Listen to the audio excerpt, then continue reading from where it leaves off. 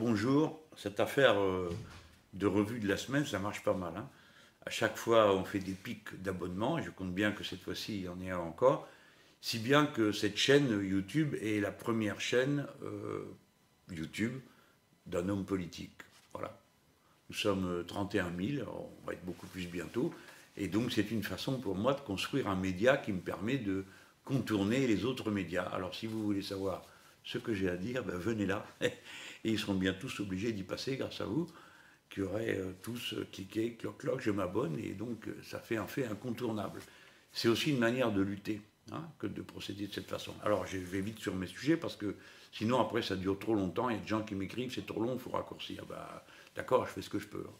Alors, mon premier sujet, je vais vous dire, avant même tous les autres, euh, je vais donner mon soutien à une pétition qui circule. Il y a 18 000 signatures sur cette pétition. C'est celle des grands chefs, des cuistots, hein, on va dire en quelque sorte, qui protestent contre la fusion entre Bayern et Monsanto. Bayern, c'est le grand chimiste allemand, et Monsanto, c'est la grosse boîte maléfique nord-américaine qui s'occupe de produire à peu près tout ce qui nous pourrit la vie. Alors, les deux ensemble, c'est génial, quoi. C'est-à-dire qu'ils vont diffuser ce qui fait du mal et le médicament pour le soigner.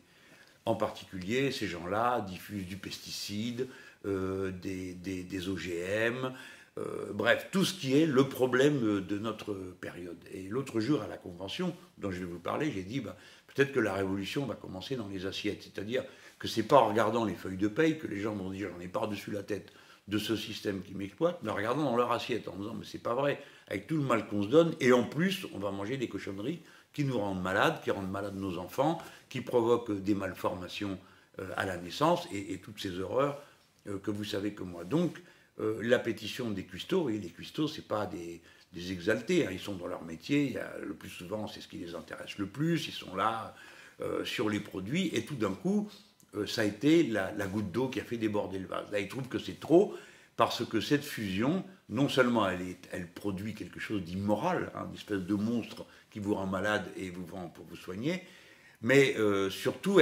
c'est une agression contre la diversité des productions alimentaires et agricoles. Parce que ces gens-là, leur but, c'est de normaliser.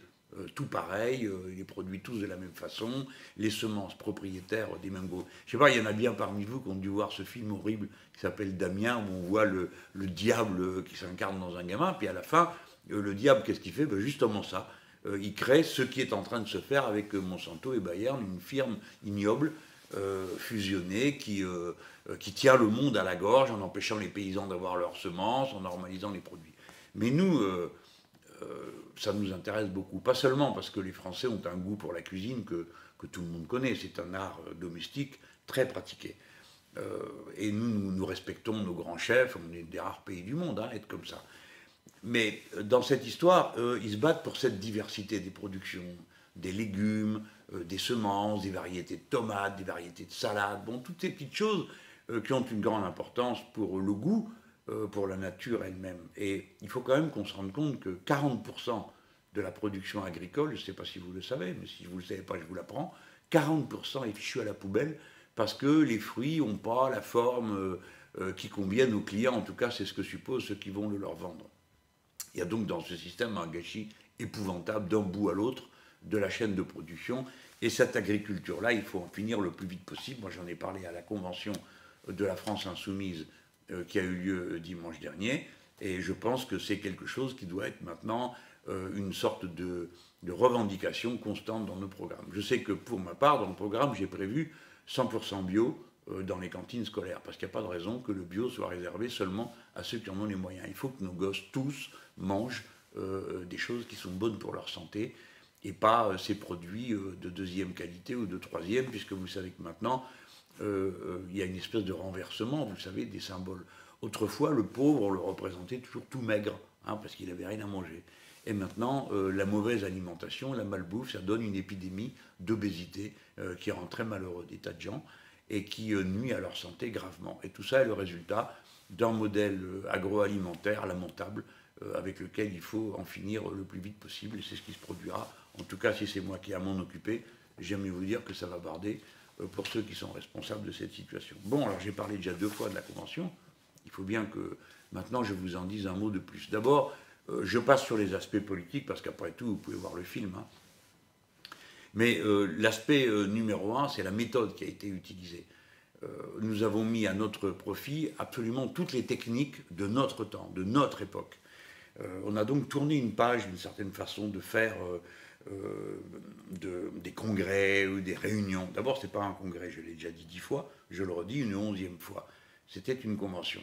Et nous avons utilisé des manières de donner à voir qui ne rebutent pas, qui n'excluent pas, parce que la plupart d'entre vous n'ont jamais vu un congrès politique, tandis que ce que vous aviez là sous les yeux, vous l'avez déjà vu. Et pourquoi? Parce que c'est précisément un plateau de télévision, c'est rien d'autre. Ça a été organisé un peu comme ça.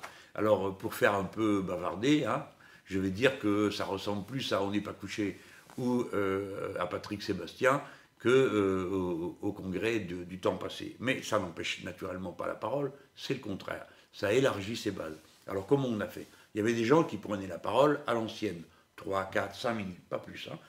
Il y avait des gens qui ont accepté de parler, mais avec une vidéo, d'accord? Parce que c'est plus facile que de se présenter devant 1000 personnes, c'est impressionnant, ça fait trembler les mains et la feuille qu'on lit. Et puis, il y avait d'autres gens encore qui se sont eux-mêmes enregistrés en vidéo, parce qu'on a inventé le vidéographe qui était dans l'entrée de la convention, et vous alliez dire votre truc, votre témoignage que vous avez à dire, et on en a tiré au sort pour en passer un certain nombre devant tout le monde. Si bien que ça a permis des dizaines de prises de parole qui n'auraient pas eu lieu sans ça. Et puis on en a mis plein sur le site et on va les mettre progressivement. Donc vous allez voir, sur tous les chapitres du programme, vous allez voir des gens qui en parlent. Alors, qu'est-ce que ça produit? Ça produit d'abord du donner à voir. C'est un peu comme, vous dites, bon, alors, une manifestation, ça sert à quoi? Ça donne à voir la colère et le mécontentement d'une catégorie ou de l'autre. Mais c'est très important, non, vous ne croyez pas? C'est un peu comme ceux qui me diraient, à quoi sert la Gay Pride? Justement, posez-vous la question. Ça sert à montrer qu'on n'a pas honte et qu'on est en mouvement, on est en lutte, on a des revendications, des droits. Là, c'est pareil. Dans quelle autre réunion politique vous voyez une femme qui vient raconter que ses enfants ont faim, hein? Dans quelle autre réunion? Il n'y en a pas. Où vous voyez quelqu'un venir vous raconter de ce que c'est qu'une épidémie de punaises de lit dans un grand ensemble. Bon, je vous garantis que ça fait sourire que les imbéciles, hein, parce que c'est la vie quotidienne des gens qui s'est donné à voir à ce moment-là, et combien d'autres choses, des lanceurs d'alerte, des syndicalistes. Alors, je me suis amusé de voir un commentaire fielleux, parce que je les lis, hein, qu'il y avait sur ma page Facebook, je me pique des crises de rire, je ne vous raconte pas en lisant ça. Vous savez, il y a les mesquins, là, les méchants, ils attendent pour pouvoir déverser de la bile. Alors, il y en a un qui a écrit c'est une soirée d'entre-soi. Hein. Alors, il voulait dire que c'était que les beaux bourgeois qui étaient là. C'est qu'il n'a pas regardé beaucoup, hein, parce que c'est le contraire. C'était des gens simples qui ont une vie tout à fait ordinaire, des métiers communs grâce auxquels la vie peut avoir lieu, qui parlaient, et moi je suis très fier de ça. Et puis il y a une autre chose que vous remarquerez si vous regardez les images. Pour la première fois, c'est une réunion totalement paritaire. Pas seulement les gens qu'on a élus, mais on a tiré au sort 650 personnes de manière paritaire, pour qu'il y ait autant d'hommes que de femmes. Et la chose qui était intéressante, c'était de voir que pour la première fois, on n'a pas eu de mal à y arriver, à avoir cette parité. Et moi, je suis très fier de ça. Je trouve que ça change quelque chose à l'ambiance de la salle. Ensuite, vous avez vu, les gens, ils étaient autour de tables et pas dans des gradins ou derrière des tables qui vous auraient fait peur, vous qui regardez. Pourquoi je dis vous qui regardez? Parce que, autre aspect, il y avait les gens dans la salle et puis les gens qui n'étaient pas dans la salle et qui suivaient. Et en permanence, il y en avait 2-3 000 qui ont suivi cette convention, hein, pendant 2 jours. Et nous, on n'est pas peu fiers, parce que figurez-vous qu'on a quand même fait 11 heures de télé en direct sans un seul incident technique, avec une équipe dans laquelle il y a des professionnels, évidemment, qui étaient là à titre bénévole, et puis d'autres qui ne le sont pas. Alors, on peut dire que pour nous, c'est une belle réussite d'organisation. Beaucoup d'entre nous, d'entre vous, nous ont envoyé des félicitations, parce qu'ils se rendent compte, c'est quand même, ils se rendent compte qu'il y a du travail, de l'organisation, de la discipline. Tout le monde est rincé, là, hein, à la fin d'un week-end pareil. Et puis, pour la phase, il y avait quelque chose que vous ne pouviez pas voir depuis votre streaming, parce que c'est la seule difficulté qu'on a eue. C'est que les tweets et les SMS qui étaient envoyés n'apparaissaient pas dans le streaming. Mais toute la journée, des gens qui n'étaient pas là ont envoyé des messages et on les lisait dans la salle en même temps que le reste de la convention se déroulait. Donc je pense qu'on a mis la main sur une façon de travailler qui bien sûr doit être corriger, améliorer, tout ça. C'était un prototype, cette réunion. Mais en tout cas, on a trouvé la forme qui correspond à l'idée du mouvement par contraste avec la forme parti politique, n'est-ce pas? Parce que ce n'est pas la même chose et ce n'est pas la même forme d'engagement dans ce mouvement. Ce qui m'a, pour ma part, impressionné, c'est qu'on était 1000 dans la salle, voyez-vous, et quand j'ai fait mon discours à la fin, on était 7500 qui regardaient sur leur streaming et qui ont suivi, quand même c'est long, un discours d'1h30, ben, ils ont suivi cette heure et demie. Et moi j'avais mis à profit le week-end, si vous voulez, je ne suis pas allé dans la salle. À aucun moment j'ai voulu que la présence du candidat perturbe le déroulement, ou qu'en quelque sorte je donne l'impression que j'attirais la lumière à moi, ou que j'en retirais si peu que ce soit aux gens qui étaient en train de s'exprimer et de travailler ensemble. Et je crois qu'on a fait la démonstration de la maturité du mouvement. Bien sûr que pour finir ce mouvement, qu'est-ce que c'est? C'est un programme, on l'a adopté là, hein, et puis c'est un candidat. Mais c'est aussi tous ces gens qui sont capables d'autonomie. Je le redis encore une fois, le plus important de cette affaire, c'est que chacun en fait comme il le sent, comme il veut. Il participe dans la proportion où il veut participer. Et ça, je crois que ça va être une caractéristique de cette campagne. Bon, alors après, ça c'était les bonnes nouvelles. Donc j'en ai parlé. Maintenant, il y a des nouvelles un peu plus rudes, parce que la semaine a commencé sévère. Hein. Ça a commencé par le lundi. Il y avait le procès qui est fait à notre lanceuse d'alerte qui a mis en exergue la situation de maltraitance de jeunes enfants autistes à Moussaron. Alors, ce n'est pas une petite histoire, hein, c'est le seul cas qui a été donné par l'ONU, figurez-vous, comme exemple de maltraitance pour des enfants. Mais la chose qui est absolument incroyable, c'est que la seule personne qui est poursuivie, ce n'est pas les gens qui sont soupçonnés d'avoir fait des mauvais traitements, ce n'est pas quelqu'un dans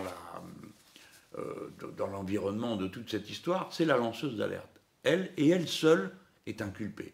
Donc il y a quelque chose de monstrueux dans cette situation, parce que naturellement, cette femme a tout perdu, elle a perdu son travail, elle a été montrée du doigt, elle a subi des pressions telles et des menaces telles qu'à un moment donné, elle a dû vivre sous protection policière. Hein.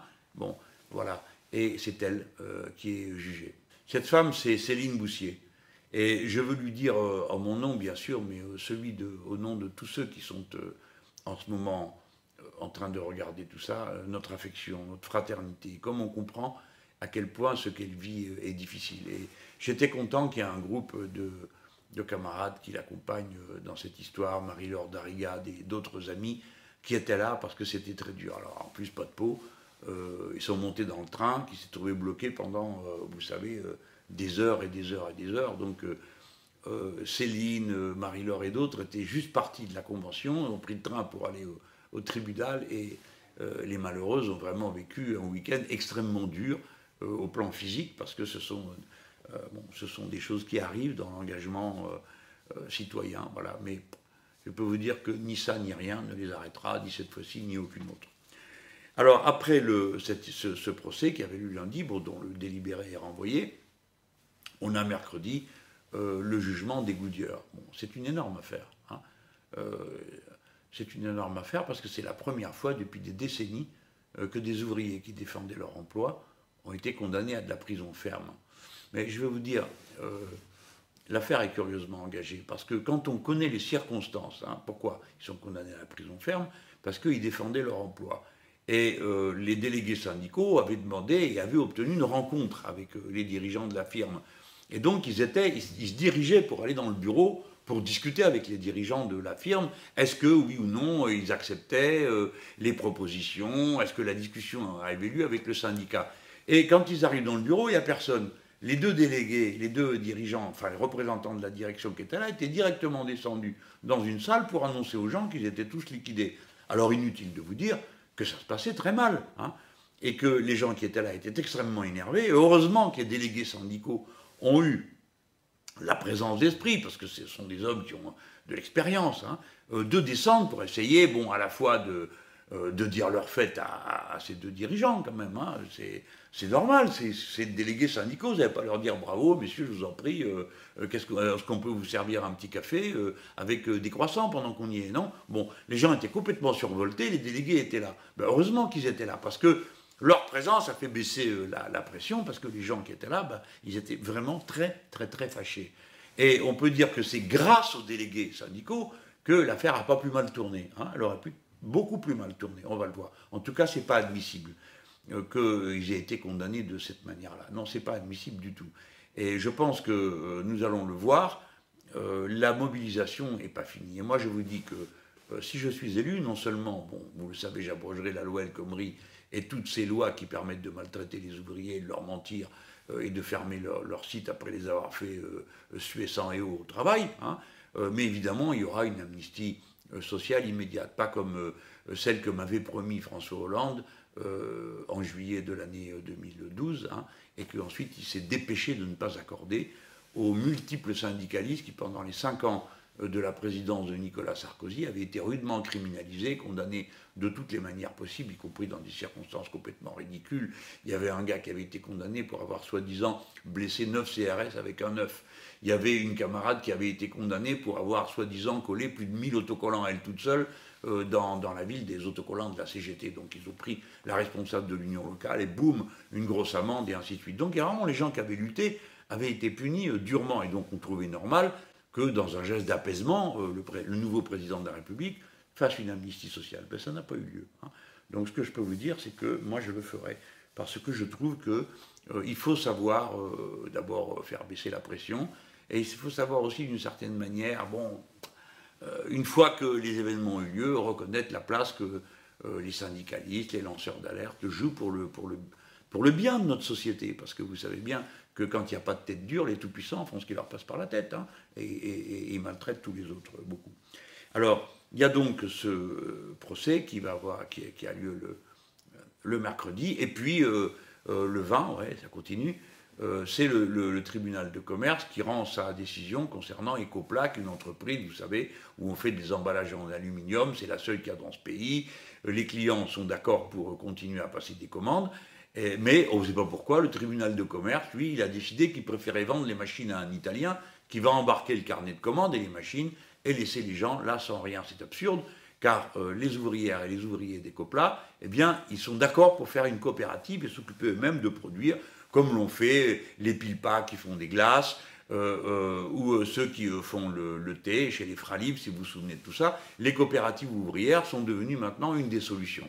Et ce que je voulais vous dire, c'est que dans le programme, moi j'ai voulu qu'on reprenne cette idée que les travailleurs ont un droit de préemption sur une entreprise quand elle est vendue. Ben, si le capitaliste s'en va, ben, très bien, si les ouvriers veulent prendre la suite, eh ben, ils doivent pouvoir, avant tout le monde, avoir le droit de diriger leur propre entreprise, parce qu'après tout, c'est eux qui l'ont enrichi. Voilà, ça va avoir lieu cette semaine. Bon, ça a été 3 moments judiciaires importants pour nous tous, et je voulais que vous le sachiez. Bon, je vais terminer sur une dernière chose, on va dire du mal des banques, hein, parce qu'ils augmentent les frais bancaires. On se demande bien ce qu'ils font, cela, pour ce prix-là. Hein. Ils n'arrêtent pas d'augmenter. Alors, ils vous tiennent votre compte, pouf, maintenant, c'est les comptes courants qui vont taxer. Bon, c'est pas acceptable, ça. Déjà, alors, moi, ça m'a toujours paru bizarre. Je ne sais pas si vous voyez, tout le monde râle après les impôts. Enfin, les banques, c'est un impôt privé, non? Comment vous appelez ça autrement? Vous prenez votre carte bancaire pour payer. Ils vous taxent pour gérer votre compte ragnagna et votre carte. Hein, et puis après, vous allez vous payer avec. Et quand vous payez, toc, il prend quelque chose dessus, le banquier.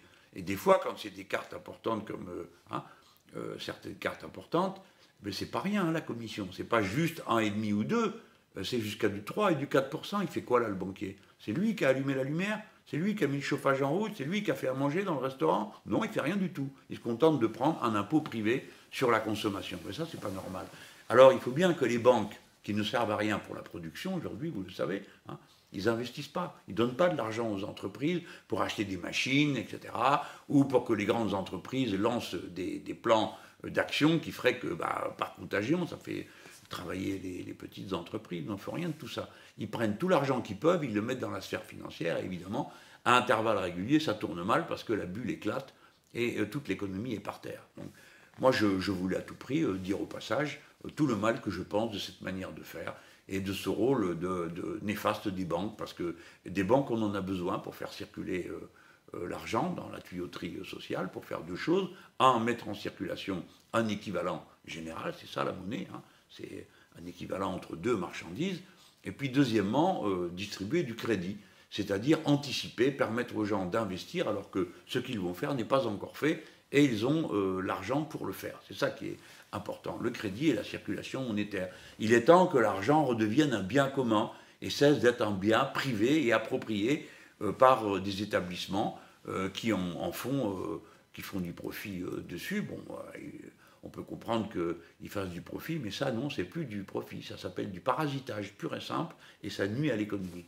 Voilà, bon, ben, c'était ma revue de la semaine. La prochaine fois, je vous en dirai davantage. Bon, mais je finis pas complètement sans vous rappeler que si vous vous abonnez, ça améliore le rapport de force avec tous ceux qui veulent nous confisquer la parole, parce que chaque fois que vous vous abonnez, c'est une manière de leur dire qu'ils ont perdu la partie avec nous.